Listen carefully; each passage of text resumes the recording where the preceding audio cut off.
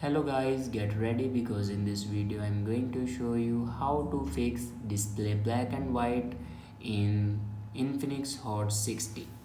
So watch this video carefully and follow every step as I'm showing in video, and don't forget to subscribe the channel. So let's start the video. First of all, open settings. In settings, scroll down and here you can see the option display and brightness. Now click on it, and then here you can check your dark theme. If you turn on your dark theme, then turn it off and select light theme.